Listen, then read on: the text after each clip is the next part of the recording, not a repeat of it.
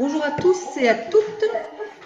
Christine Alves, directrice Les entreprises pour la cité Alsace. Bienvenue à cet atelier numéro 7, un atelier participatif sur lutter contre les biais inconscients, plus particulièrement dans la période plutôt sensible du recrutement.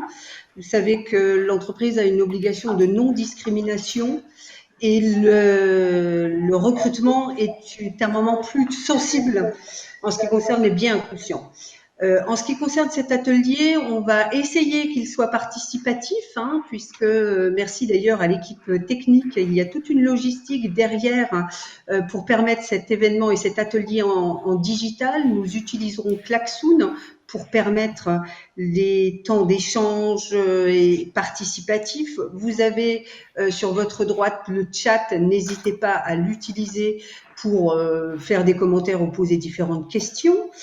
Donc du coup, atelier participatif avec, et on a la chance d'avoir cet après-midi 3 intervenantes, Isabelle Kraus, vice-présidente déléguée égalité-parité de l'Université de Strasbourg, Ève Ballorin, chargée de projet égalité-parité de l'Université de Strasbourg, et Anne-Laure Imbert, chercheuse, directrice au Centre de recherche de la diversité de l'Université d'Oxford, de Brooks. Voilà. Cet atelier, pour plus de précision, va se passer en 2 temps.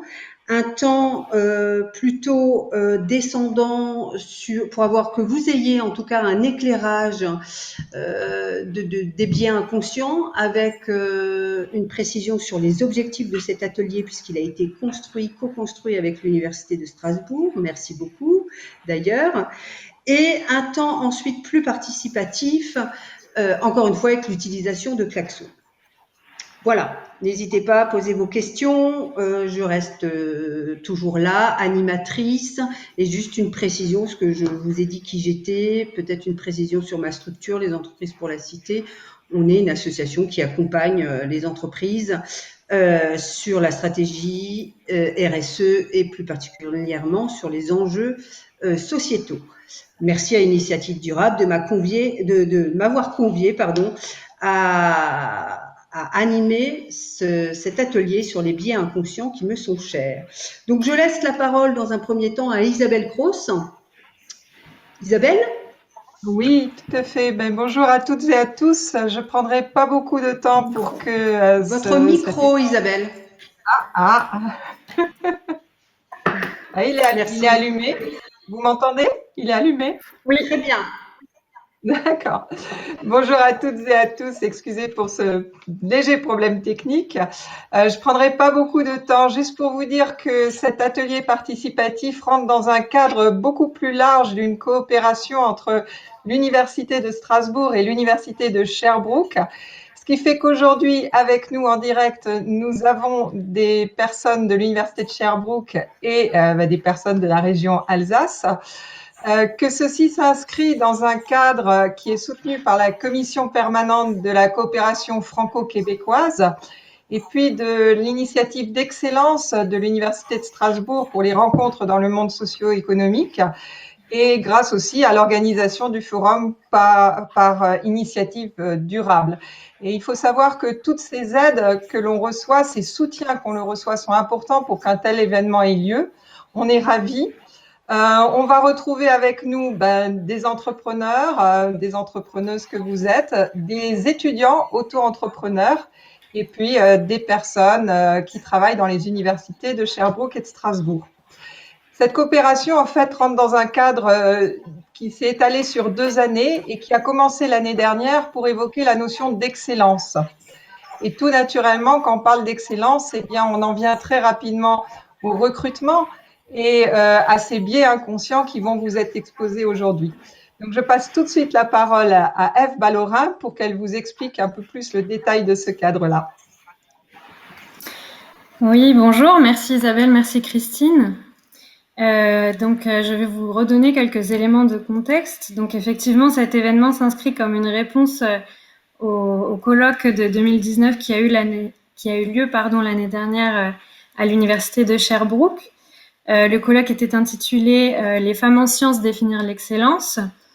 Donc, il nous a permis d'avoir une réflexion sur la façon dont on définit l'excellence en milieu universitaire et particulièrement dans la recherche et dans l'entrepreneuriat. Donc, nous avons questionné les critères définissant l'excellence en recherche aujourd'hui.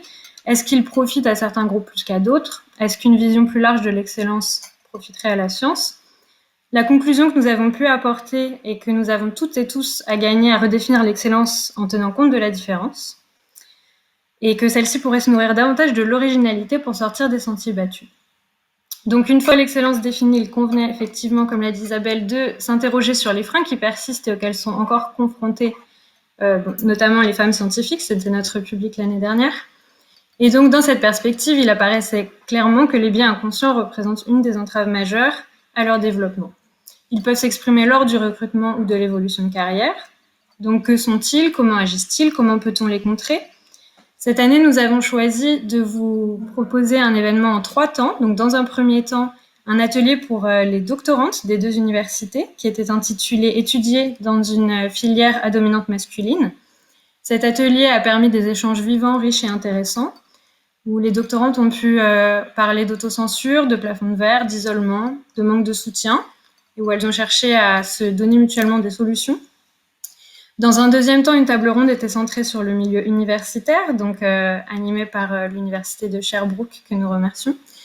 Elle était intitulée « Les carrières féminines en sciences, l'impact des biais inconscients ». Elle a permis de mettre en exergue que certains problèmes persistent, notamment dans des rôles modèles qui ne sont pas accessibles et qui sont encore à retravailler. L'incapacité à prendre en compte le caractère multidimensionnel des discriminations, par exemple, ou encore la notion de cooptation. Mais nous avons également apporté ensemble des solutions, par exemple redéfinir le leadership et tendre vers un leadership inclusif, mais aussi l'importance des alliés, le soutien de l'entourage et l'importance de créer une culture commune autour de ces questions. Donc aujourd'hui, nous avons la chance de pouvoir écouter l'experte sur cette question qui va nous expliquer ce que sont ces biais inconscients et comment ils interfèrent dans le monde de l'entreprise et donc plus particulièrement lors du processus de recrutement. Nous allons réfléchir ensemble à comment ils se manifestent de façon concrète et à ce que nous pouvons faire pour les contrer. Donc le but aujourd'hui, c'est vraiment de s'outiller et de quitter cet atelier clé en main. À la suite de cela, de ce cycle et du travail réalisé ensemble, une vidéo de sensibilisation sur la question des biais inconscients sera réalisée par les universités de Sherbrooke et de Strasbourg et nous aurons le plaisir de la diffuser largement. Je vous souhaite une bonne conférence. Merci beaucoup à vous. Au préalable, avant d'écouter Anne-Laure Imbert sur l'éclairage, en tout cas de ce que sont les biais inconscients, je vous propose un petit exercice sur Klaxoon, un petit cadrage à travers 3 petites questions. Est-ce que je peux avoir, s'il vous plaît, les slides sur Klaxoon? Alors, non. La technique, voilà, super. Donc, pour celles et ceux qui ont pu avoir accédé à la table ronde de ce matin, vous avez pu voir que on avait déjà utilisé Klaxoon. Donc, même méthode sur votre navigateur, mettez Klaxoon. Ensuite, on vous demande un code d'accès. Donc, X, Y, M, B, Y, V, G. Vous choisissez votre pseudo et vous vous laissez guider. Vous verrez, c'est assez facile et la question va s'afficher. Quelques secondes pour vous permettre d'entrer le code qui est X, Y, M, B, Y, V, G. OK. Allez, on peut y aller. Première question.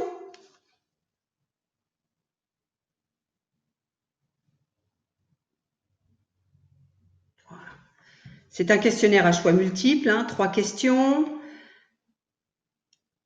Je pense que là, vous devez voir les questions. Selon vous,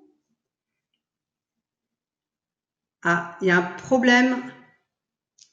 Voilà, c'est bon. Selon vous, quels sont les 3 premiers critères de discrimination dans le recrutement?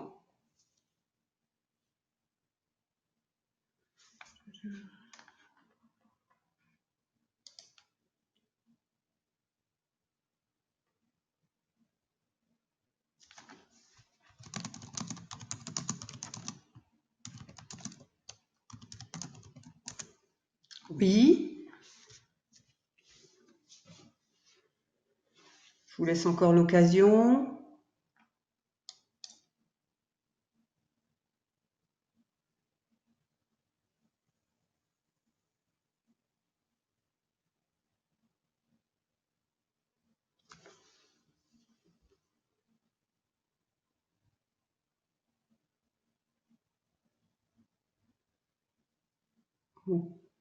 Encore quelques personnes pour répondre.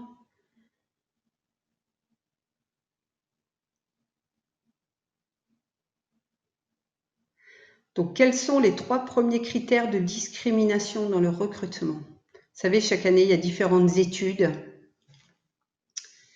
Et du coup,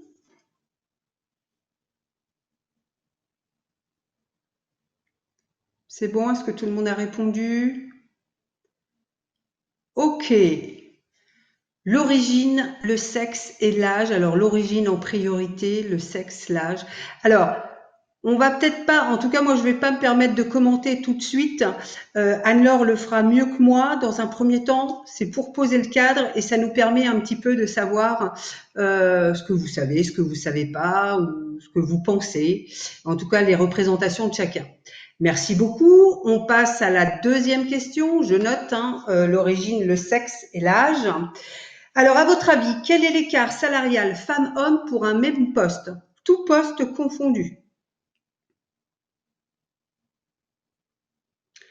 Là, pareil, je vous laisse le temps de répondre.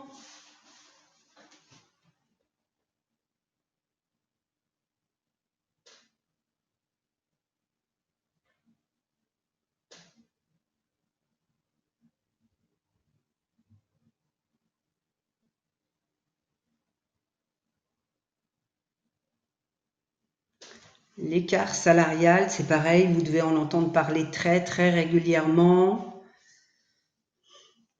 D'autant plus qu'il y a, depuis 1 an et demi maintenant, l'index égalité professionnelle femmes-hommes. Fait partie des éléments de mesure.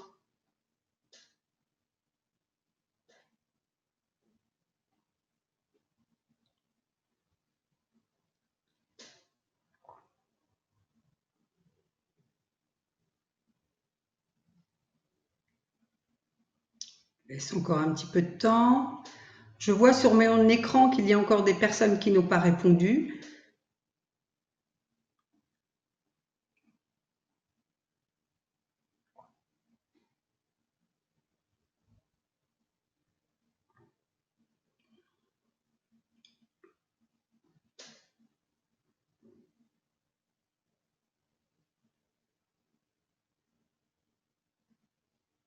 Oui.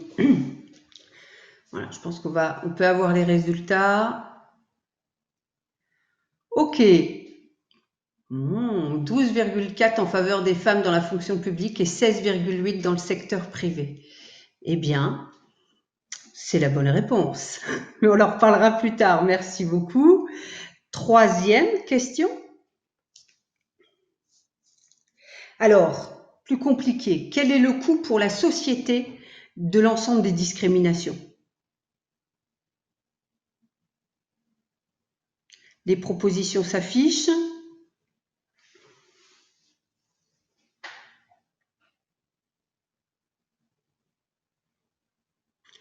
Là, ça nécessite peut-être un temps de lecture un petit peu plus important.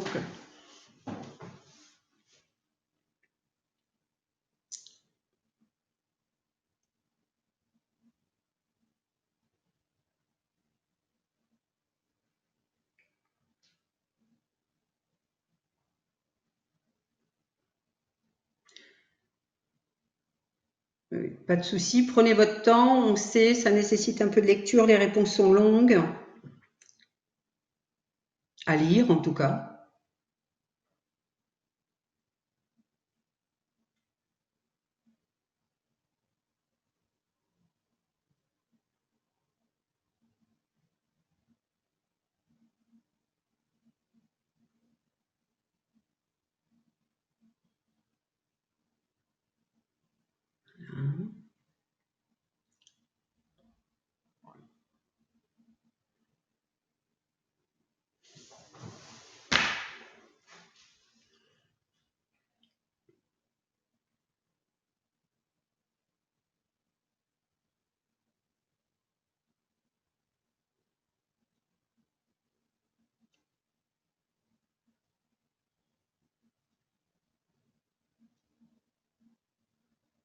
Ok.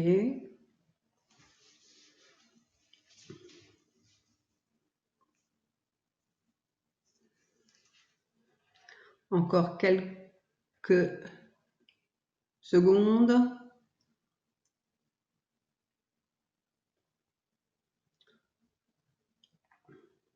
tout cas, ces questions nous permettent de cadrer le sujet et permettront aux intervenants de pouvoir rebondir tout à l'heure en fonction des échanges que nous pourrons avoir et de l'éclairage que donnera Anne-Laure Imbert. Il nous reste encore quelques questions, quelques personnes qui n'ont pas répondu. Bon.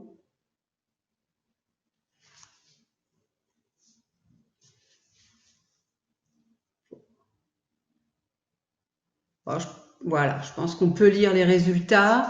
Donc, à hauteur de 94%, vous estimez que c'est un coût économique et social, avec la fragilisation de la cohésion sociale et rapports de confiance entamés des personnes discriminées aux institutions et questionnement de leur place dans la société. Ça, c'est pour une vraiment toute question. Alors, évidemment, toutes les réponses sont justes, hein, et ça a été à vous d'évaluer un petit peu celles qui prenaient, en tout cas pour vous, le plus d'importance. Dernière coupe psychologique, d'accord. Nos intervenants hein, vont rebondir sur cet aspect. Je ne vois pas. Oui. Voilà. Ok. Très bien. Bah, écoutez, Anne-Laure, j'imagine que ça vous donne des éléments concrets pour permettre un petit peu de votre intervention et en tout cas d'avoir des éléments pour avoir votre intervention. Je vous propose de prendre la parole et de nous expliquer à nous tous ce que sont les biais inconscients, leur impact notamment, et ce que ça revêt. On vous écoute ? Donc, j'ai plutôt l'habitude de parler en anglais, donc je vais faire des efforts aujourd'hui en français, mais vous me pardonnerez si des fois j'ai des petites anglicismes qui apparaissent. Alors, dans ce que je voudrais dire aujourd'hui, dans mon témoignage, je voulais parler un petit peu de la problématique de la discrimination dans le recrutement, et en particulier mettre ça de manière plus générale en matière de progrès, d'égalité dans les entreprises. Et donc dans les entreprises, les universités, on peut aussi les considérer comme des entreprises, bien sûr. Et c'est un processus que je trouve assez frustrant parce que la manière dont je le décrirais, c'est 2 pas en avant et 1 pas en arrière. Et donc la question à laquelle je m'intéressais, c'était de comprendre pourquoi est-ce qu'on a une absence de changement, ou tout du moins un changement très lent, malgré les meilleures intentions du monde par les acteurs, donc les spécialistes d'égalité de genre dont je fais partie par exemple dans mon institution, mais aussi les membres de la direction et les membres du personnel dans les entreprises de façon plus générale. Et dans le cadre de cet atelier, la problématique que je voulais soulever, c'était bien sûr comment lever les biais inconscients dans le processus de recrutement et comment est-ce qu'on peut aller vers plus d'égalité et moins de discrimination dans les entreprises. Alors, qu'est-ce qu'on veut dire par les biais inconscients? Suivant. Est-ce que je peux avoir la slide suivante? Merci. Alors, qu'est-ce qu'on veut dire quand on parle de biais inconscients? Alors, je réalise que beaucoup d'entre vous ont peut-être déjà suivi des formations sur les biais inconscients, mais d'autres seront peut-être moins au fait avec ce programme de recherche et de formation qui a maintenant un peu plus de 10 ans. Alors, les biais inconscients, ça se base sur le fait que notre pensée, que notre cerveau utilise des processus cognitifs inconscients qui sont automatiques et cachés. Alors, laissez-moi vous montrer un exemple. Suivant, s'il vous plaît. Alors, si vous regardez cette image, vous voyez un échiquier avec 2 carrés, un carré A et un carré B. Alors, ma question, en regardant ça, c'est est-ce que l'un des 2 carrés, est-ce que le carré A ou le carré B est plus foncé que l'autre? En regardant cette image, vous aurez sûrement une conclusion qui qui est que le carré A apparaît plus foncé que le carré B. En effet, on peut interpréter ça, le carré A est un carré noir, le carré B est un carré blanc. Mais en fait, suivant, il s'agit en effet d'une illusion d'optique, et les deux carrés sont en fait exactement de la même couleur. Alors sur cette image, j'ai rajouté une ligne entre les deux, qui est une ligne c'est un rectangle, qui est de la même couleur, mais si on regarde cette image, la plupart des gens, moi inclus, voient un procédé graduel en allant de B à A, où la couleur est de plus en plus foncée et change. Donc, ce qui est important de réaliser, c'est que dans les biais inconscients, notre cerveau nous joue des tours. Notre cerveau nous ment et notre cerveau nous montre ce qu'on veut voir. Alors, notre pensée, notre cerveau sait que quand on a un échiquier, on a des carrés blancs et des carrés noirs.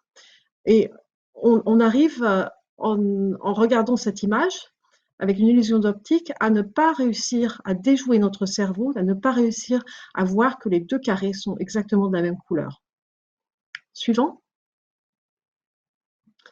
Mais si je dessine un carré ou un rectangle plus grand autour de ces deux petits carrés, on voit très bien à ce moment-là que la couleur est exactement la même. Suivant. Donc, les processus dans les biais inconscients s'appuient sur des automatismes qui sont basés sur des stéréotypes. On a vu ça dans l'exemple de l'échiquier. Les stéréotypes, on s'attend quand on regarde un échiquier à avoir des carrés blancs et des carrés noirs. Mais des stéréotypes, nous en avons beaucoup d'autres qui sont basés sur le sexe, sur le genre, sur l'âge, sur l'origine, etc. Et c'est ces processus qui vont créer des automatismes et des associations implicites entre différentes catégories. Et cela se passe même si consciemment, nous ne souhaitons pas discriminer. On a vu ça avec l'échiquier, même en sachant que les deux carrés étaient de la même couleur, il n'était pas possible pour nous de voir la couleur des deux carrés dans la première image de la même façon. Notre cerveau nous impose une vision. Donc, il faut comprendre que les biais font partie de notre mode de pensée inconscient. À tous, nous les avons appris et nous les internalisons et il est très, très difficile de s'en débarrasser, voire même impossible. Suivant. Les biais inconscients utilisent ce qu'on appelle des associations implicites. Et ça, c'est quand le cerveau, quand l'esprit établit un lien cognitif entre différents concepts. Alors, par exemple, on pourrait avoir la pluie et implicitement, on va vouloir associer ça à un autre concept. Donc, ça pourrait être la pluie et le beau temps. Sans réfléchir, automatiquement, nous allons avoir cette association. On pourrait avoir le même avec le pain et le fromage. Mais là où ça devient plus problématique, c'est si nous établissons des associations implicites avec des catégories qui peuvent potentiellement discriminer. Donc, par exemple, femme et soins, qui serait un grand classique. Alors, sur les associations implicites, il y a eu des travaux qui ont maintenant un peu plus de 10 ans, des travaux de recherche qui ont été faits par l'université de Harvard et d'autres. Si vous n'avez pas fait ces tests, je vous encourage vivement à regarder sur Internet et à essayer de voir, de voir à quel point vous avez des associations implicites en faisant ces tests qui sont disponibles gratuitement sur Internet. Suivant.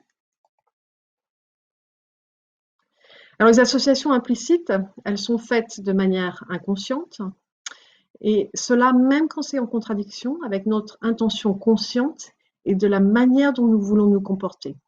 Donc, nous ne voulons pas discriminer, mais nous sommes néanmoins sujets aux associations implicites et aux biais inconscients.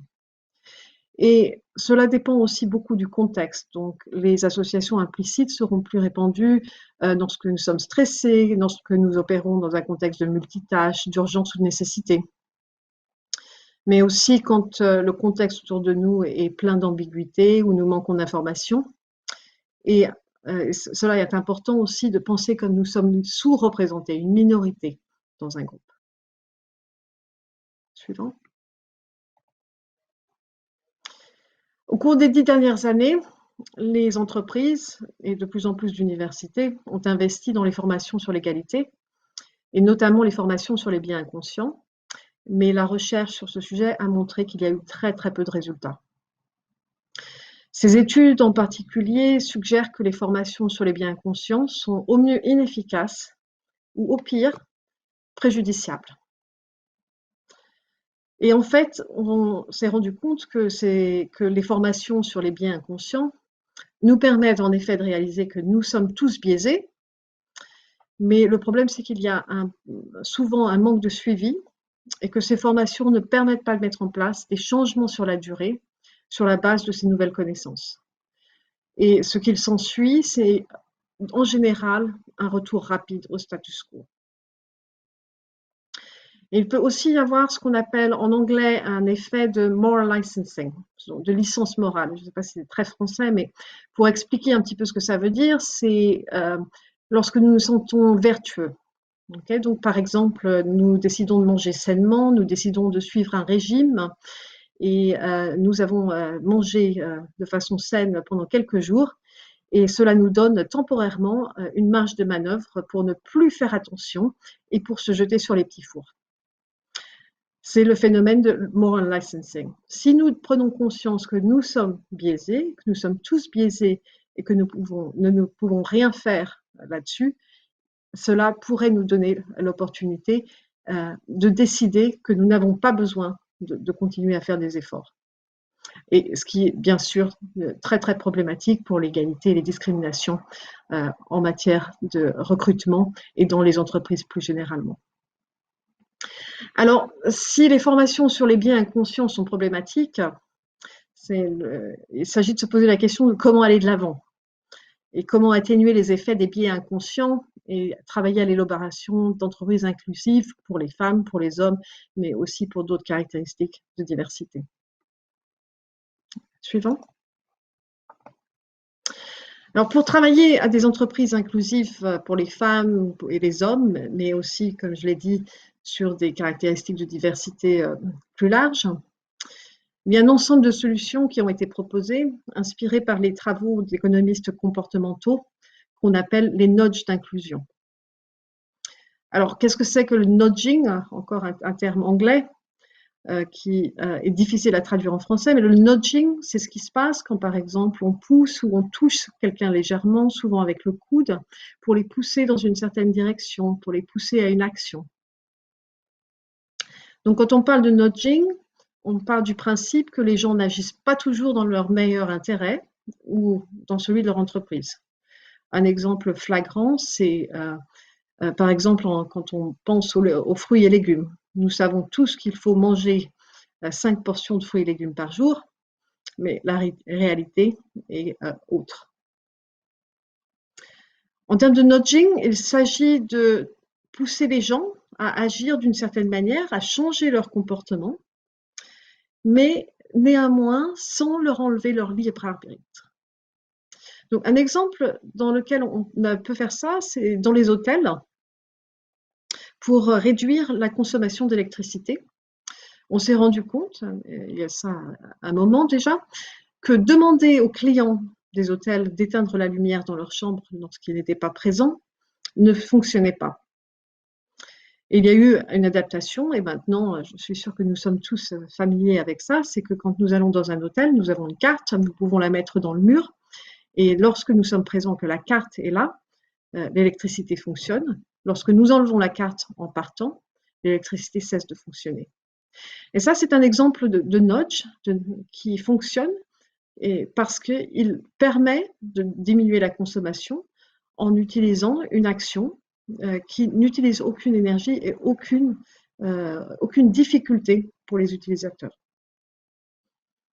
Donc le nudging se veut de rendre le changement facile en créant des étapes pratiques qui sont très simples et elles sont très très petites en elles-mêmes. Chacune de ces micro-interventions sont très petites, mais il y a un effet ça s'ajoute et ensemble, cela mène à un changement important. Suivant. Donc, pour lutter contre les biais inconscients dans le recrutement, on peut s'inspirer des travaux sur les nudges d'inclusion. Mais avant ça, il s'agit de considérer toutes les étapes du recrutement dans lesquelles les biais inconscients et les micro-interventions qu'on pourrait avoir en utilisant des nudges peuvent s'immiscer. Donc, ça pourrait être au niveau de l'élaboration de l'annonce, de sa publication, bien sûr après, au moment de la sélection des candidatures et de l'évaluation des candidats, mais aussi lorsque nous prenons une décision et décidons de recruter une personne, et finalement dans le processus d'analyse de la procédure de recrutement en matière d'égalité. Suivant. Donc, en regardant dans les différents processus du recrutement, quels sont les thèmes sur lesquels il faut s'attacher. Donc, regardez qui va postuler. En matière de nudge, il serait possible d'intervenir sur le langage qu'on utilise dans l'annonce et penser à qui se reconnaîtra dans la description. Si on utilise recherche jeune cadre dynamique et flexible, ça risque de ne pas parler à tout le monde et d'exclure toute une section de la population. On peut regarder où le poste ou l'annonce est faite et qui la verra. Pour avoir des candidatures diverses, il faut s'assurer que les annonces sont faites dans multiples forums. Et aussi penser aux critères de sélection qui sont utilisés et combien. Et là-dessus, se baser sur les études, par exemple, qui montrent que les femmes ont tendance à ne pas postuler, sauf si elles pensent remplir tous les critères, alors que les hommes auront plus tendance à postuler quand ils pensent remplir la plupart, la majorité des critères. Donc, plus on a de critères, plus on risque d'avoir une divergence en matière de voir si le même nombre de femmes et hommes vont postuler. Donc, vous vraiment bien penser à quelles interventions sont possibles au niveau des critères de sélection, dans leur contenu, mais aussi dans leur nombre. Suivant. Suivant.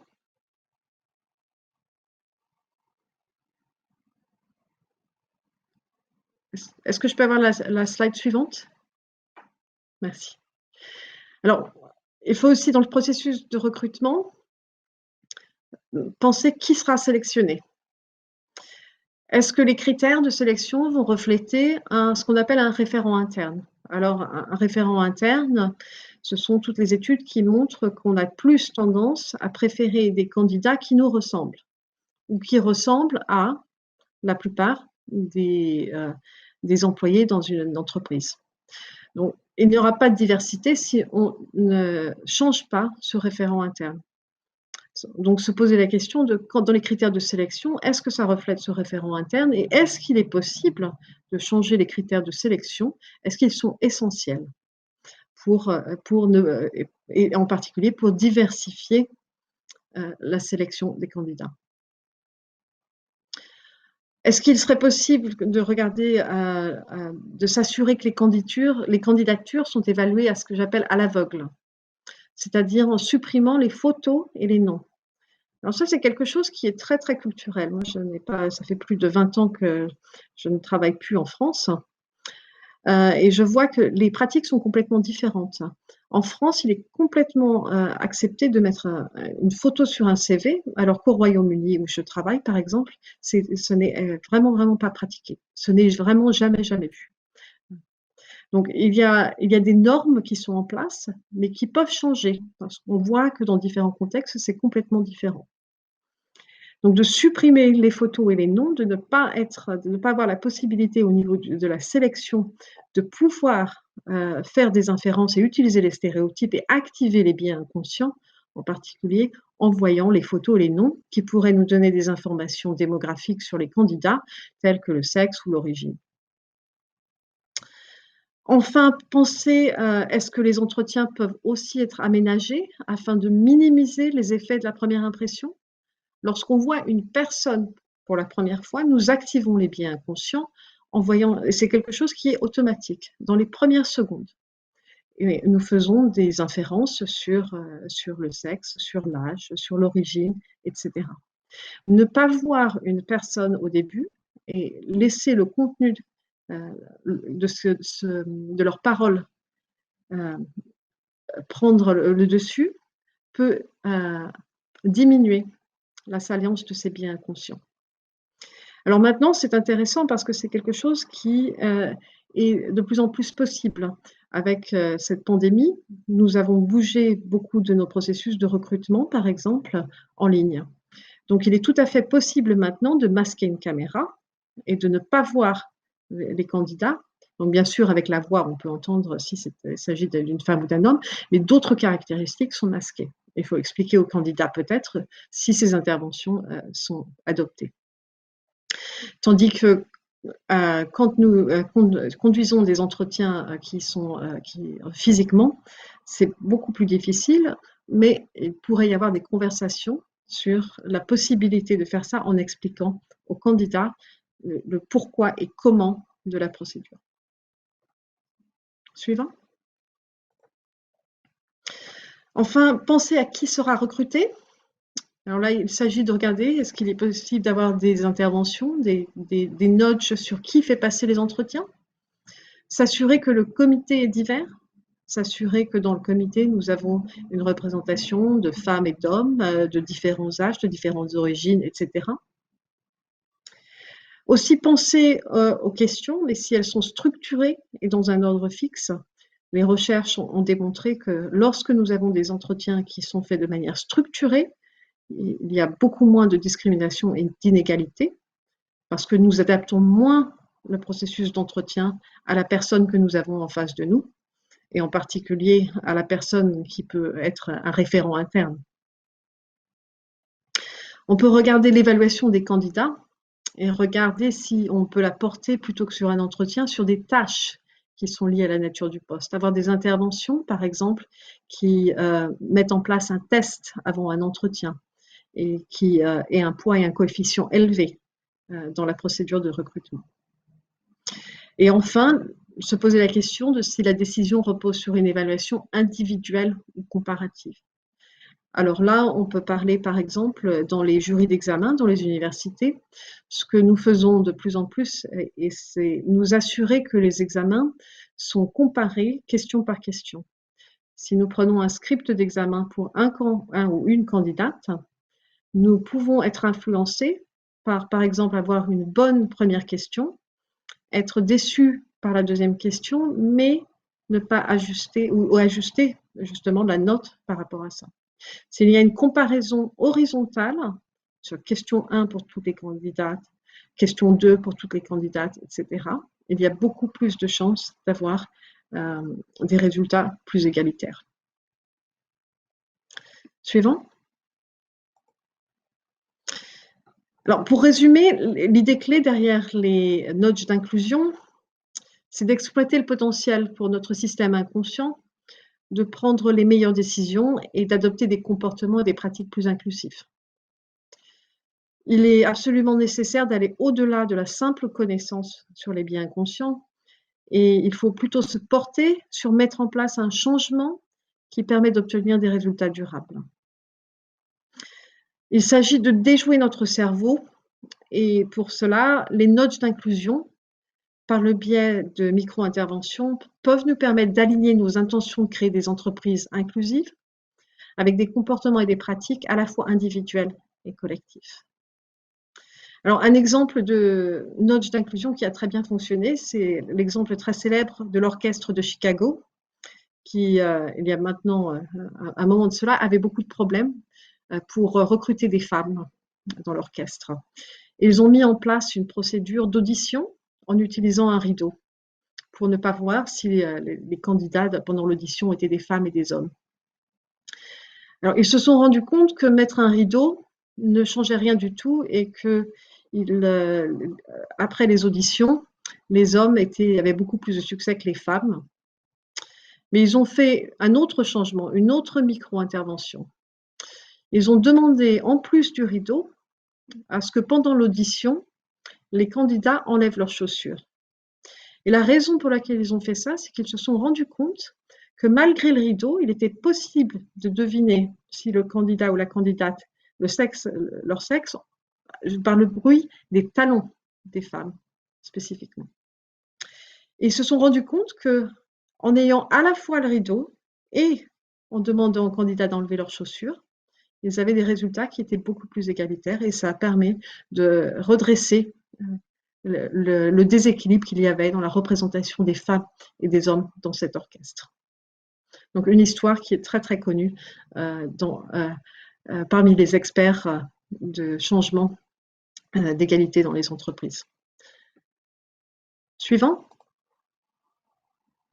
Donc pour conclure vite, quand on parle d'action pour lutter contre les inégalités dans le recrutement, si je peux vous laisser avec quelques points de réflexion, c'est, selon ma perspective, il s'agit d'aller au-delà des biais inconscients et de mettre en œuvre des techniques telles que les nudges d'inclusion. Et cela, c'est pour créer un changement qui soit durable. Il faut aussi adopter une approche qui s'oriente vers un changement qui est collectif, donc pas seulement au niveau individuel, mais ces interventions, elles permettent justement de systématiser ce changement et de s'assurer que c'est quelque chose qui est transformateur, donc qui remet en cause le status quo dans le processus de recrutement ou de façon plus large. Et finalement, d'impliquer tout le monde, et en particulier ceux qui ont le plus à perdre ou le moins à gagner dans ces processus de changement pour l'égalité et la lutte contre les discriminations, et en précisant bien que la lutte contre ces inégalités profite à tous et à tous. Voilà. Merci. Merci beaucoup, Anne-Laure. Une petite précision sur le chat, il nous était demandé de vous rappeler les différents intervenants. Alors je le fais avant qu'on arrive à cette pratique d'échange. Isabelle Kraus, vice-présidente déléguée égalité-parité de l'Université de Strasbourg. Nous avons Ève Ballorin, chargée de projet l'égalité-parité, Université de Strasbourg, et vous venez d'entendre Anne-Laure Imbert, chercheuse, directrice au Centre de recherche de la diversité de l'Université d'Oxford. Bon, merci beaucoup Anne-Laure pour l'ensemble de cet éclairage, de ces informations sur ce que sont les biais inconscients, sur les solutions à apporter. Il n'y a pas de questions, alors manifestement, tout a été clair, super. Du coup, on va avancer. Juste une chose, il y avait quand même une question sur le lien sur les TAI, tests d'association implicite, et notamment ceux d'Harvard. On a mis le lien à faire ces tests qui sont très, très instructifs quand on les fait. Du coup, deuxième temps, on arrive sur un moment plus participatif où là, on va vous poser différentes questions sur Klaxoon. Klaxoon est de retour. Et nos intervenantes, répondront, interagiront avec l'ensemble des éléments mis sur Klaxoon. Je vous rappelle le code d'accès XYMBYVG. Nous avons un peu plus d'une demi-heure ensemble là sur ce temps, donc on va prendre quand même notre temps pour avoir un maximum d'éléments et de clés, en tout cas vous donner un maximum de clés pour lutter contre les biais inconscients dans le recrutement. On y va, on peut y aller? Alors, première question du coup, tout le monde est OK pour la connexion? N'hésitez pas à rafraîchir la page si toutefois vous connaissez des problèmes de connexion, ce qui s'est un petit peu passé à d'autres moments. Du coup, qu'est-ce que je vois apparaître? Ah, peut-être, peut-être au préalable là, non? Il y a des choses, de votre côté, vous ne devez pas voir, mais moi, il y a des choses qui apparaissent sur mon écran, mais qui ne correspondent pas forcément aux questions Klaxoon.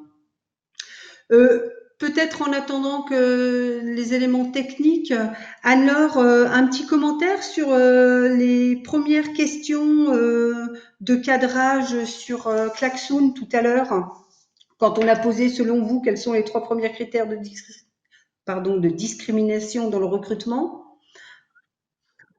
Alors, juste une réaction comme ça, bien sûr, c'était intéressant de regarder ces questions pour cadrer un petit peu plus le sujet de l'atelier. Alors, sur les critères de discrimination, je trouve ça un petit peu problématique d'essayer de créer une hiérarchie des caractéristiques. Et en particulier parce que je vois ces différents critères de discrimination comme complètement liés les uns avec les autres. Donc, la raison pour laquelle nous avons des inégalités, des discriminations, c'est parce que cela obéit à une logique d'inégalité de pouvoir dans la société. Et donc, ça se manifeste selon différents axes. Donc, d'établir une hiérarchie, ce n'est pas forcément quelque chose qui est utile.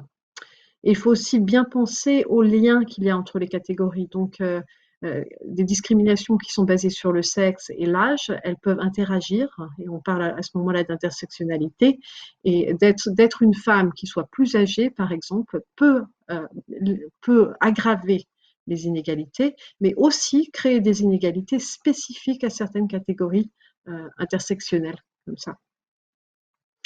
Ensuite, en matière d'écart salarial, hein, oui, non, c'est bon. C'est bon. En matière d'écart salarial, alors c'est quelque chose qui est important, bien sûr, parce qu'on a un écart salarial qui, selon les pays, se situe entre 10 et 20% à peu près.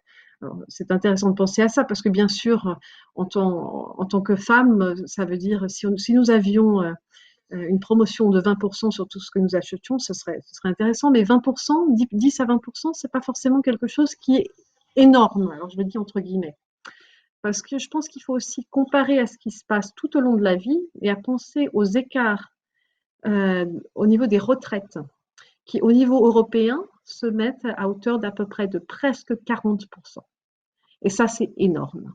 Quand on arrive à être au niveau de la retraite avec 40%, presque 40% d'écart de retraite, ça peut lier à des phénomènes de pauvreté. Et à ce moment-là, au niveau de la société, il faut vraiment repenser nos pratiques et voir l'importance que ça a pour la société. Oui. Ève, Isabelle, un petit commentaire avant de retourner sur Klaxoon?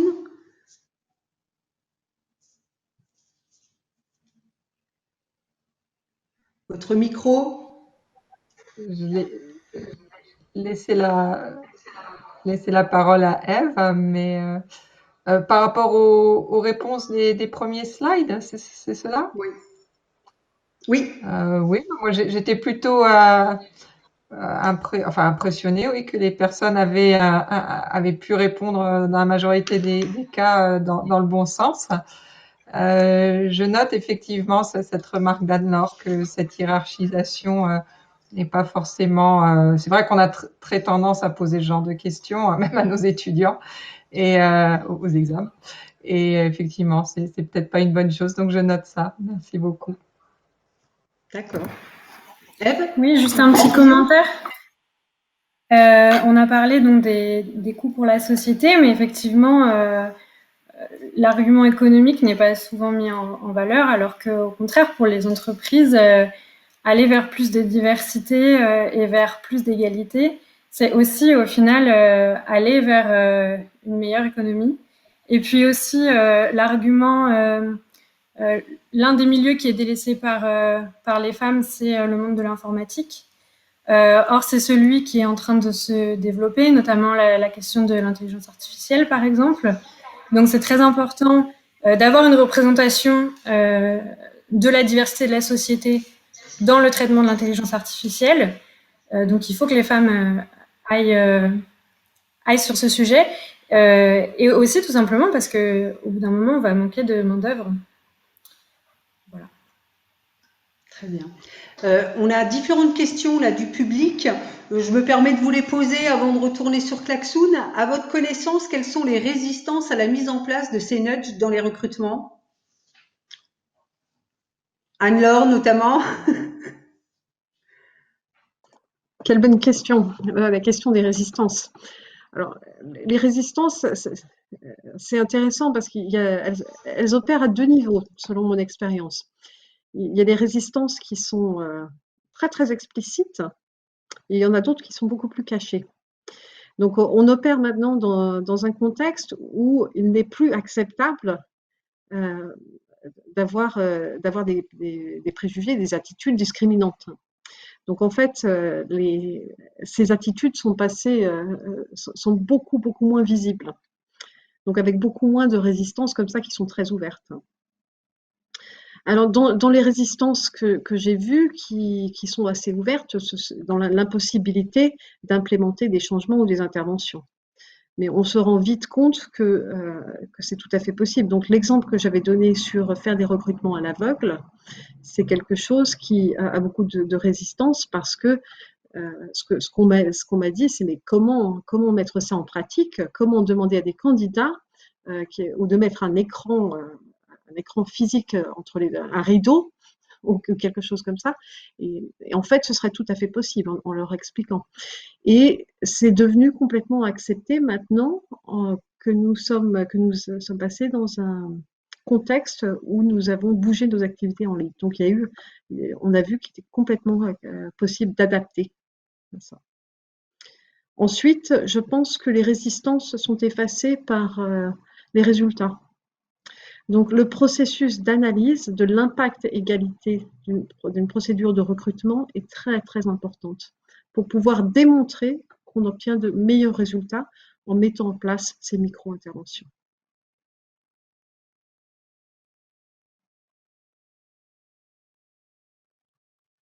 Voilà. Le micro, Christine. Oui, excusez-moi. N'hésitez pas, Ève et Isabelle, si vous avez un commentaire, n'hésitez pas à intervenir. Il y a une dernière question sur est-ce que finalement la formation aux discriminations permet-il de lever ces biais cognitifs? Un peu, beaucoup, pas du tout, on nous demande. Est-ce que des formations sont des leviers finalement? On a parlé des résistances, mais finalement, dans les solutions, est-ce que pour les recruteurs, les formations aux discriminations, ça peut être un vrai levier? Alors, les formations sur les discriminations, je les critique énormément, mais ça ne veut pas dire qu'il faut abandonner les formations complètement. C'est comme le problème de la hiérarchisation. C'est pas parce qu'on se concentre sur différentes priorités que c'est forcément problématique. Il faut penser à établir notre base. Donc sans faire une réflexion initiale sur les biens inconscients, sans comprendre ce qu'ils sont, on ne peut pas aller de l'avant. Mais ce qui est important et ce que j'entends dans beaucoup, beaucoup d'entreprises, c'est cette frustration. Le changement n'est pas là. Il y a beaucoup, beaucoup d'argent, beaucoup de bonne volonté qui sont mis dans ces processus de changement et très, très peu de résultats. Mais ce sur quoi il faudrait mettre l'accent maintenant, c'est vraiment, mais qu'est-ce qu'on fait après? Qu'est-ce qu'on fait après ces formations? Quelles sont les autres formations? Quelles sont les autres réflexions et interventions qu'on peut mettre en place de façon collective et transformative, comme je l'ai dit, pour pouvoir avoir ce changement? Donc, ne pas abandonner, en anglais, on dit ne pas jeter le bébé avec l'eau du bain. Ne pas abandonner ce qui est bon dans les formations sur les biens inconscients, mais de penser à ce qui viendra après. Très bien. J'aimerais peut-être juste rajouter un vécu qui va dans le sens de ce que vient de nous dire Anne-Laure.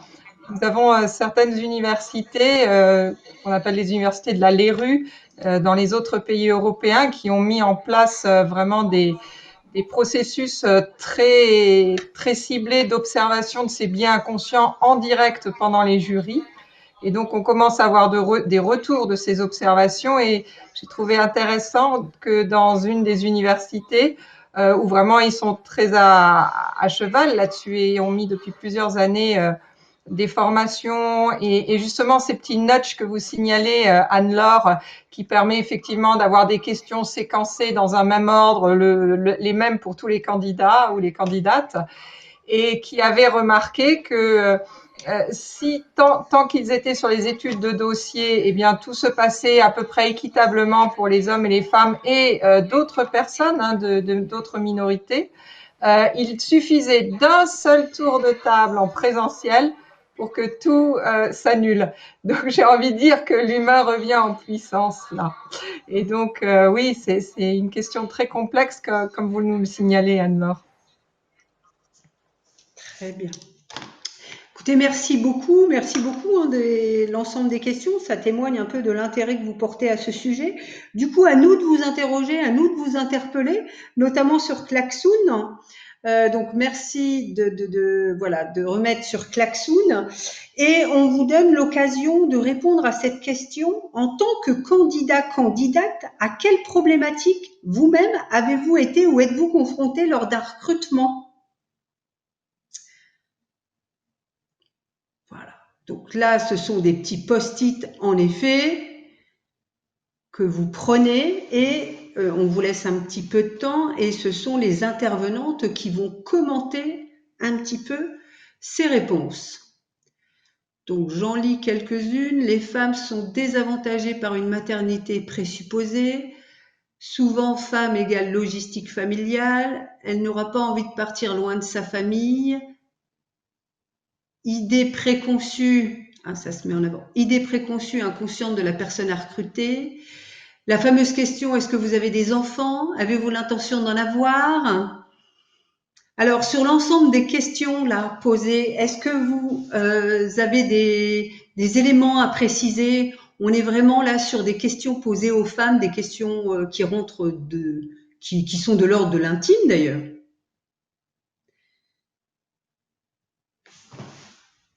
Oui. À préciser pour les post-it, toutefois, vous voyez sur votre droite, il y a des catégories. Vous prenez un post-it en lien avec la catégorie dans laquelle vous souhaitez le mettre: âge, sexe, origine, géographie, orientation sexuelle, couleur de la peau, état de santé. Voilà. Là, nous sommes dans la catégorie sexe et ces questions tournées autour justement des femmes, notamment pendant le recrutement, des questions que vous avez pu avoir sur l'aspect parfois intime, enfant notamment, et puis évidemment tous les biais inconscients autour de la femme et du travail de la femme. Anne-Laure, Isabelle, Ève, un petit commentaire?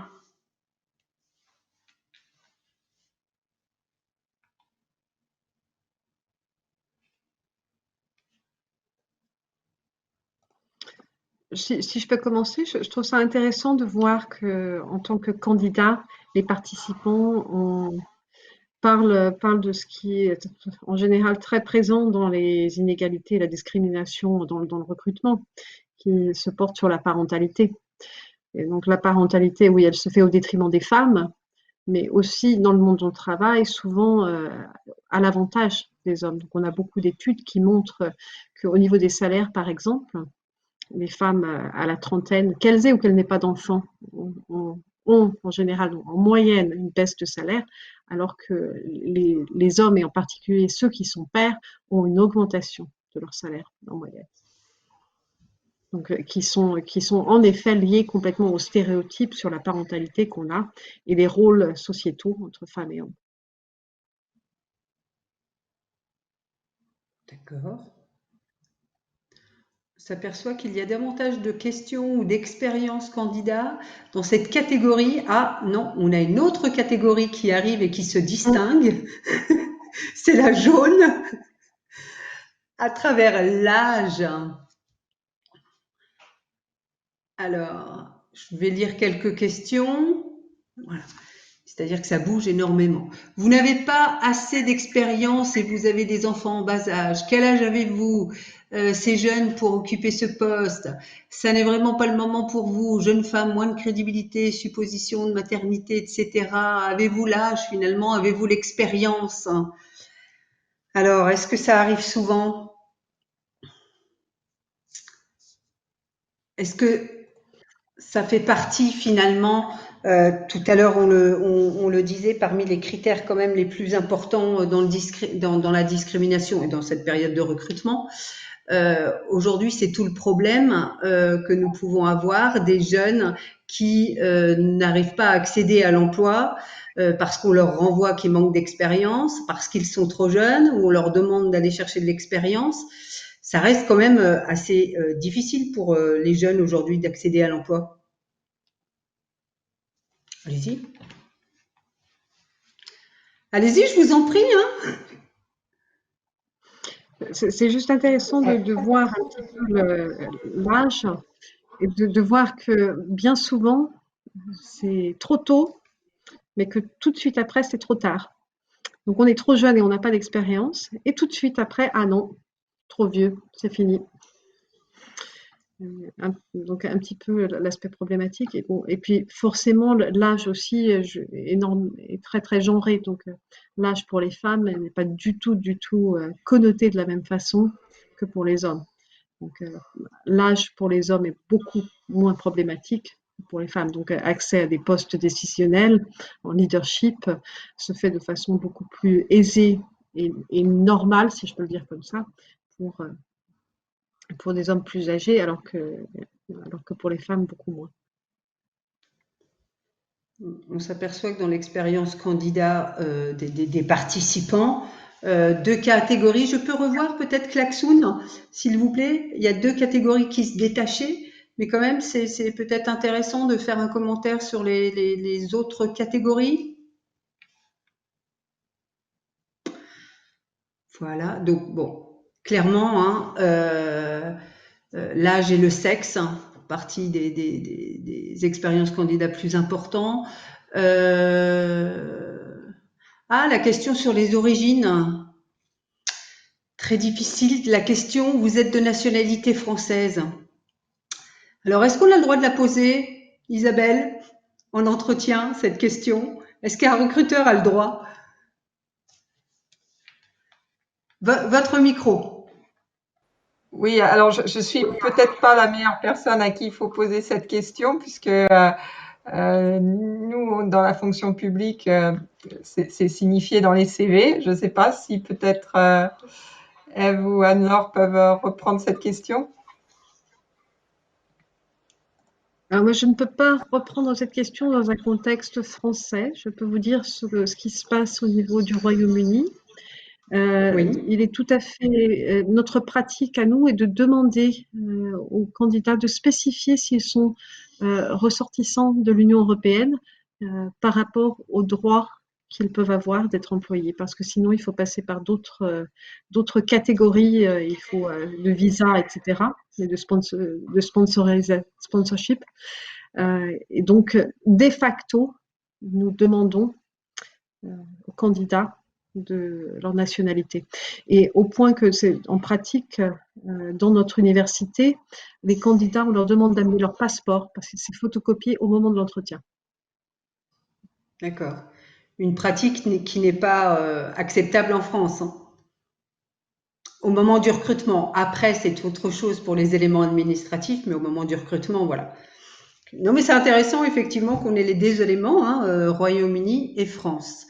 Je passe à la question suivante parce que je m'aperçois, je suis aussi maître du temps. Deuxième question, là, on veut avoir votre expérience en tant que recruteur ou participant, équipérage, participant processus de recrutement dans votre entreprise. Donc, en tant que recruteur, à quelles problématiques avez-vous ou êtes-vous confronté au sein de votre structure? Donc, toujours pareil. Là, on est sur Klaxoon et on est dans une posture de recruteur. À vos post-it.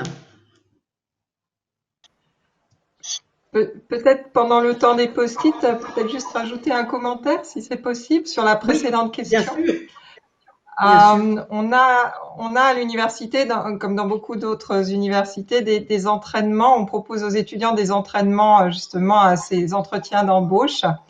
Et des fois, nos étudiants et étudiantes sont pleines d'ingéniosité. On avait vécu une fois une expérience où une de ces questions-là qui était dans les post-it était posée à une jeune femme dans une simulation d'entretien. Comment allez, vous êtes jeune, vous allez avoir des enfants, comment allez-vous faire? Et cette personne avait répondu, je vais faire tout comme vous. Voilà. Et des fois, le retour de la question est sympathique. C'est-à-dire, au lieu d'essayer d'y répondre et puis de s'embourber, de se retrouver dans des situations où on retourne la question à l'autre en disant, vous aussi, vous avez eu des enfants, vous êtes un homme, vous avez eu des enfants, vous avez bien réussi. Donc, voilà, je ferai comme vous. Oui, tout à fait. Alors, les post-it. peu d'idées sur ces éléments? Voilà, merci. Mon N+1 n'a pas validé mon choix, quelqu'un de jeune mais très motivé pour préférer quelqu'un qu'il connaissait. Ah, la cooptation, on en parle? Et biais de recrutement principalement masculin par rapport au vivier. Bon. La cooptation?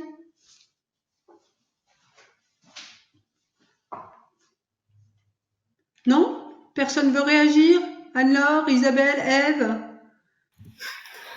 Oui, l'idée. Non. La L'idée cooptation, que- finalement, elle enlève tous les biais inconscients. Je plaisante. Eh Hein. bien non, parce que c'est aussi l'idée qu'effectivement, on va aller vers des personnes qui déjà nous ressemblent. Et ça va justement totalement contre la diversité que l'on évoque ensemble, puisque on va rester dans un cadre restreint. Et, et le fait effectivement d'être dans la cooptation, c'est qu'effectivement, c'est un cercle vicieux qui fait qu'on n'évolue pas vers cette diversité attendue. C'est bien, il y a des commentaires qui fusent.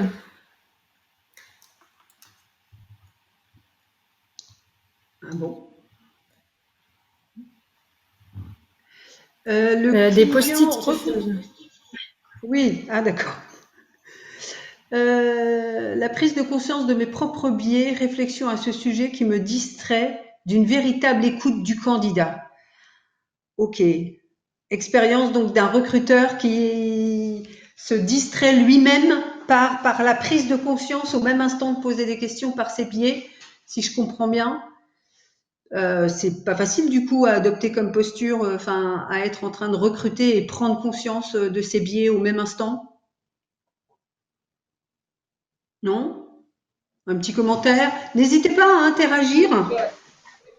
J'ai beaucoup aimé la proposition qu'elle nous a fait Anne-Laure, c'est-à-dire que elle disait on est foncièrement humain et en fait il y a pas d'espoir de doter nous-mêmes ces biais inconscients dans notre temps réel, hein, si j'ai bien compris, mais qu'en fait c'est bien les petits processus là qu'on met en place avant ou qu'on prépare à l'avance qui pourra nous éviter cela. Donc voilà, moi je retiens beaucoup cette idée-là. Finalement de nous prémunir de nous-mêmes vers ces biais inconscients. Et j'ajouterais le fait d'être dans une démarche réflexive et comme le disait Anne-Laure, de se former et que le processus soit sur la durée, ce qui permet aussi après d'acquérir peut-être des automatismes. Et puis le fait aussi de s'outiller. Il y a de nombreux outils qui se développent au sein des processus de recrutement, comme par exemple des grilles qui permettent d'avoir des critères qui vont permettre aussi de rester dans l'objectivité, puisque c'était aussi une des questions qui était posée dans les post-it, et qui permettent d'alléger le travail de réflexion pendant le processus. Autre problématique posée par les recruteurs, c'est en effet certains métiers traditionnellement féminins, on n'a que des candidatures féminines, sur des métiers traditionnellement masculins, on a des candidatures masculines. Comment faire avec tout ça? Voilà. Voilà, recrutement le plus souvent féminin malgré une volonté de choisir un homme, est-ce dû à la fonction? Donc la diversité des métiers, la mixité des métiers. C'est une problématique qui est intéressante et Ève avait commencé à en parler par rapport, on voit l'exemple des milieux plus techniques sur l'informatique ou l'intelligence artificielle, etc. Il y a des réponses qui ont été données à ça par certaines institutions, alors je ne sais plus laquelle, mais qui était une université au Royaume-Uni, dans un département de physique, donc, qui était associé au programme Juno. Le programme Juno, c'est un programme de certification égalité de genre qui est spécifique au monde de la physique et qui avait décidé dans cette université que quand il y avait égalité entre candidats, les candidates qu'il y aurait un double recrutement. Donc, de s'assurer qu'il y ait un changement dans la représentation du personnel enseignant, femmes et hommes, et d'investir là-dedans, même si ça voulait dire employer une femme et un homme dans les deux cas. Ok, Donc, sacré c'est challenge. l'utilisation. Après, je ne sais pas dans la législation, il faut voir parce que ça utilise les législations sur les actions positives. Donc, qui peuvent aussi varier d'un contexte national à un autre. Ouais. Merci. On passe à la troisième question. 15h12. Voilà. Alors, troisième question, du coup, quelles pratiques mettez-vous déjà en place pour favoriser la diversité dans le recrutement, dans vos structures? Alors que vous soyez recruteur ou non, qu'est-ce que vous voyez, vous, dans les process de recrutement de vos entreprises? En tant que recruteur, qu'est-ce que vous mettez en place? À vos post-it?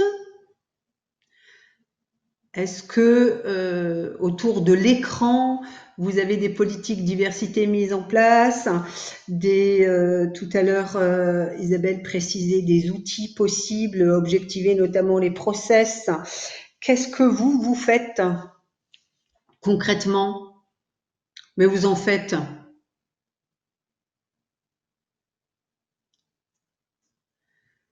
Non, vous n'en faites pas?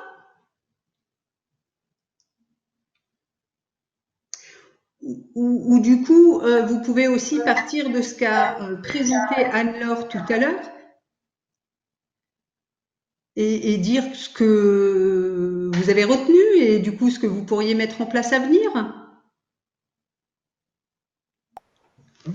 Vous nous interrogez, nous, c'est ça? Excusez-moi. J'interroge plutôt les participants parce qu'il n'y a pas du tout d'idée sur sur Klaxoon. Ah, alors on va scruter l'idée qui va arriver. Hein. Voilà. Alors, une bonne pratique, suivi du rapport nombre femmes, nombre hommes au fur et à mesure des différentes étapes de sélection. Voilà. Bonne pratique. D'autres bonnes pratiques? Très bonne pratique, mais il s'agit aussi peut-être d'élargir ça à d'autres caractéristiques de diversité. Enfin, l'âge, l'origine, si c'est possible, etc. Alors, on a aussi en bonne pratique des grilles de critères construites en amont, des grilles d'évaluation, évaluation des dossiers féminins en premier, diversification du bassin de recrutement, valorisation de la parentalité, conciliation travail-famille est proposée, suivi et répartition de la prise de parole. Je donne les éléments, hein, n'hésitez pas à m'interpeller si vous voulez émettre un commentaire, favoriser des profils qui manquent encore dans une équipe. Parliez d'action positive, Anne-Laure, tout à l'heure. Favoriser des profils qui manquent encore dans une équipe. Qu'est-ce que vous en pensez?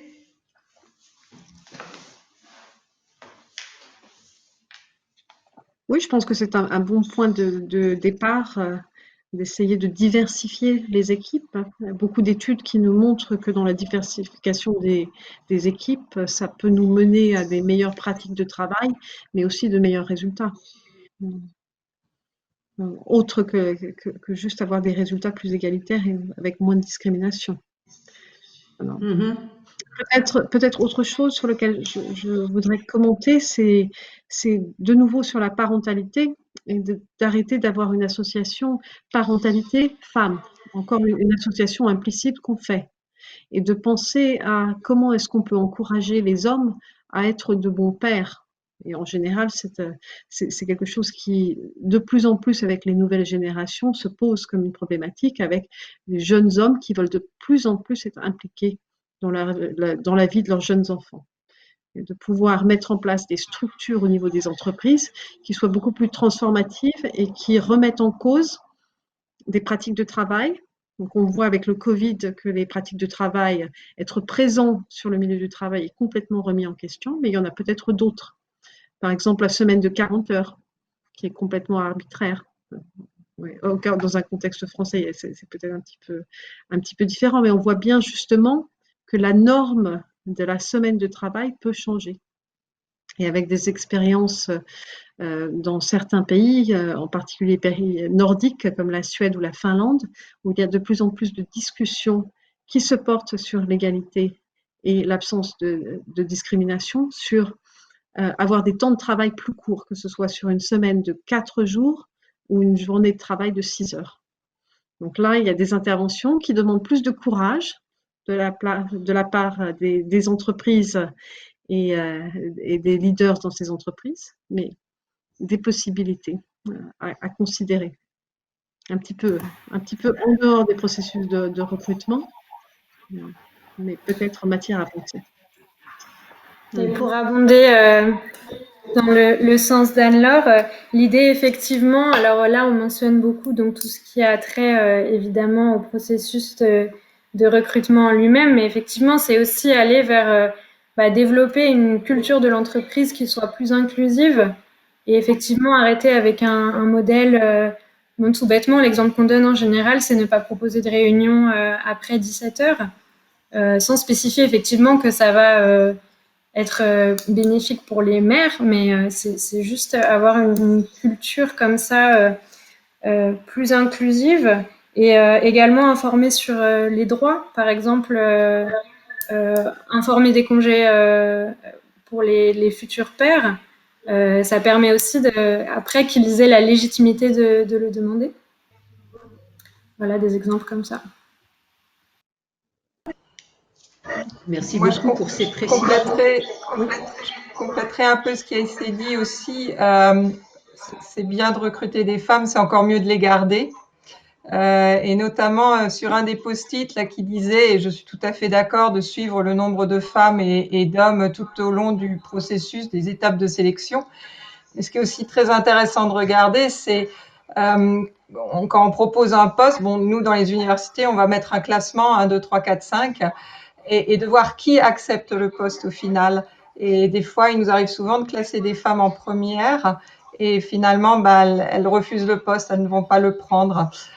Donc c'est intéressant de voir ça et j'aimerais citer en fait un travail qui a été fait à l'université de Lund dans le nord de l'Europe où ils avaient ce problème d'avoir très peu de femmes dans un département de physique d'ailleurs et ils ont fait tout un travail pendant plus d'une année pour que les femmes se sentent mieux dans leur département de physique parce qu'ils avaient constaté qu'effectivement, une fois qu'elles y étaient, elles s'y sentaient pas très bien et repartaient bien vite. Et le résultat a été très intéressant parce que, bon, eux, leur objectif, c'était recruter des femmes professeurs d'université dans ce département de physique, mais le résultat était au-delà de leur espérance. C'est qu'en fait, ils se sont aperçus qu'il y avait beaucoup d'étudiantes qui venaient maintenant plus dans leurs équipes, qu'il y avait des techniciennes qui demandaient à rejoindre cette équipe. En fait, ça s'est su. C'est vrai que quand on candidate pour un poste ou un emploi, on essaye généralement de se renseigner aussi avant dans quelles conditions de travail et quelle ambiance de travail on va se retrouver. Et je pense que là, mais même pour les autres sujets de discrimination, c'est vrai que d'avoir en interne de l'entreprise une culture qui fait que les gens se sentent à l'aise de travailler, se sentent bien venant de ces différents sous-groupes qu'on a mentionnés aujourd'hui, eh bien, ça aide aussi à avoir plus de personnes qui postulent dans ces postes. Voilà, c'est un tout. C'est un tout. Très bien. Merci beaucoup pour l'ensemble des commentaires et l'ensemble des contributions. On s'achemine vers la fin. Dernière question en live. Quelles sont les trois bonnes pratiques, applicables dès demain, du coup, dans votre structure? Oui, Ève? Non, je précise juste que pour cet atelier, il est bien important de mettre un hashtag devant et de mettre, par exemple, si vous voulez mettre grille de lecture, de ne pas mettre d'espace. Sinon, comme on veut obtenir un nuage de mots, tous les mots vont se dispatcher. Donc, si vous pouvez mettre une notion sans espace, voilà, je vous remercie. Merci cette précision, Ève. Donc, de retour sur Klaxoon, hashtag, pas d'espace. Quelles sont les 3 bonnes pratiques applicables dès demain dans votre structure?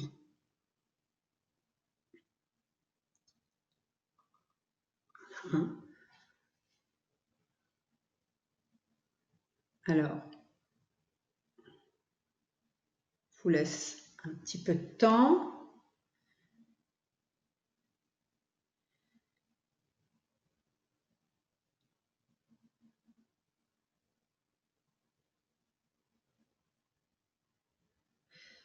Vous pouvez voter avec des coups de cœur, en mettant des cœurs sur les éléments que vous avez pu voir tout à l'heure dans les bonnes pratiques notamment. Et en même temps, histoire de... Je suis maître du temps, je suis désolée, il est 15h22, donc du coup, on vous a promis que ça serait terminé à 15h30. Donc, au même instant, Anne-Laure, peut-être un retour, l'analyse de ce temps d'échange depuis 14 heures que nous sommes ensemble. Il est 15h22. En attente des 3 bonnes pratiques que vous pourrez évidemment commenter après, je vous laisse les éléments de conclusion, en tout cas, sur ce temps. Dites-nous.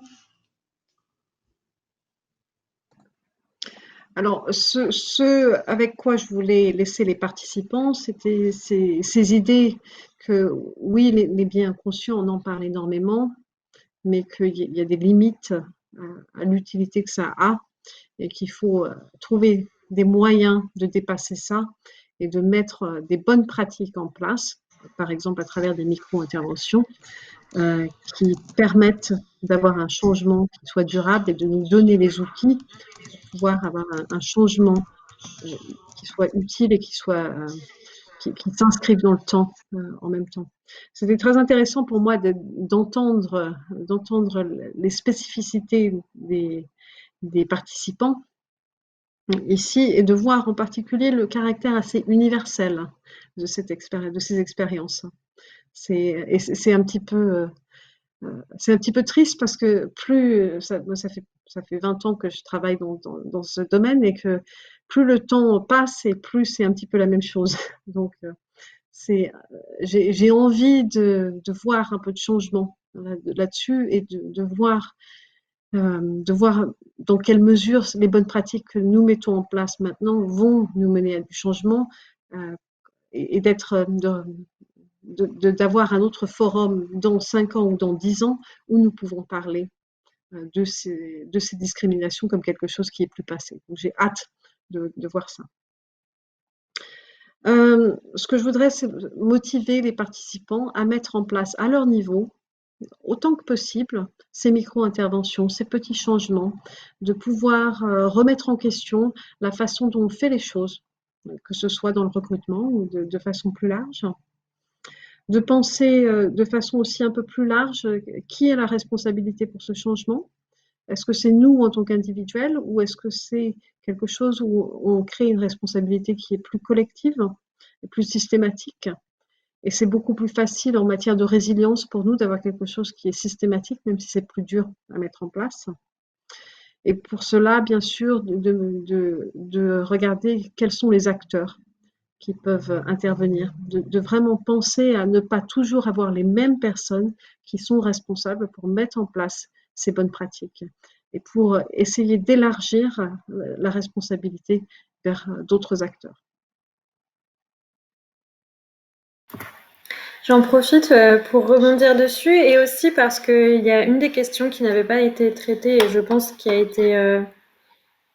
c'était une remarque suite à... Notamment quand on disait que les femmes devraient aller plus vers le milieu informatique, etc. Donc, c'était peut-être mal formulé. Donc, plus que l'idée que les femmes devraient aller vers certains secteurs, effectivement, il ne faut pas minimiser le fait que les secteurs doivent eux aussi s'adapter et aller vers elles. Et comme le disait Isabelle, dans un but aussi après, durant l'évolution de carrière, de garder ces femmes au sein des entreprises. Donc, pour cela, effectivement, la culture de l'entreprise plus inclusive, comme on le disait. Mais aussi, on parlait beaucoup de résistance au changement et pour cela, communiquer sur pourquoi est-ce qu'on le fait Et je souhaite rebondir sur l'une des conférences qui a eu lieu ce matin sur la résistance au changement, qui était très intéressante et au final que l'on peut croiser avec cette thématique. On ne peut pas faire les choses sans expliquer pourquoi. Et donc, pour lutter contre ces résistances au changement, il faut accompagner, il faut expliquer et il faut évaluer, comme le disait Anne-Laure. Oui. Merci. On s'aperçoit qu'avec vos bonnes pratiques, on peut déceler désormais un nuage de mots et que l'anonymisation sur présélection prédomine avec des questions ordonnées, diffuser plus largement les annonces. Qu'est-ce qu'on a au même pan, valoriser une expérience congé parental. Ah. Sensibilisation, formation, biais, enlever photo, non. Et celui qui retient, alors ceux qui retiennent le moins les attentions, lever les stéréotypes, sélection 50-50. Et alors le petit dernier, je ne suis pas en capacité sur mon écran de le voir. Oups, lever les stéréotypes a priori, non? Oui. Je ne sais pas si vous voyez mieux que moi. Non, hein. Il est pas, ça fait pas partie des 3 bonnes pratiques. Donc les 3 bonnes pratiques là, si on doit les regarder, anonymisation sur présélection, questions ordonnées en 2, et après une petite bataille entre valoriser une expérience de congé parental, diffuser plus largement les annonces, sensibilisation, enlever photo non, formation et biais. Voilà. Juste un dernier commentaire, Anne-Laure, peut-être, sur ce nuage de mots et sur ces bonnes pratiques que les participants vont mettre en place dès demain dans leur structure? Alors peut-être si nous avons 2 catégories ex aequo, moi je mettrais plutôt la valorisation des expériences de congé parental en avant, et en particulier un partage beaucoup plus égalitaire des responsabilités parentales entre femmes et hommes, de casser cette association implicite, comme je l'ai déjà dit, entre maternité, parentalité et femmes. Et de ne pas penser, de penser aussi d'élargir aux gens qui ne sont pas parents parce qu'ils choisissent de ne pas l'être, ne veulent pas l'être ou n'ont pas pu l'être, et de reconnaître que nous avons tous le droit, quels que soient nos choix de vie ou nos parcours de vie, d'avoir des expériences et le temps de vivre une vie qui soit saine et remplie d'autres activités que le travail, pour pouvoir justement, à même productivité, amener une qualité sur ce que nous faisons dans le milieu du travail. Merci beaucoup. Le mot de la fin, Isabelle? Oui, moi j'aimerais juste nous quitter sur une note optimiste. Je crois qu'aujourd'hui, la société moderne nous fait apparaître de plus en plus de nouveaux métiers avec des nouvelles fonctions. Et je pense que ça, c'est une occasion merveilleuse, justement, de ne pas amener tous nos bagages avec nos stéréotypes préétablis et au contraire de faire table rase. C'est un peu pour boucler la boucle avec ce que nous disait Ève au début. On sait bien qu'en informatique, au tout début de l'informatique, eh bien, il y avait autant d'hommes que de femmes dans les formations parce que voilà, on n'avait pas encore bien compris les enjeux de pouvoir qu'avaient ces métiers-là. C'est après que tout s'est un peu gâté. Mais voilà, on a de nouveaux métiers. C'est le moment d'appliquer toutes ces bonnes pratiques et de les mettre en place. Voilà, pour un mot d'optimisme de la fin. Super, merci beaucoup. Ève, quand même un petit mot de la fin. Mini.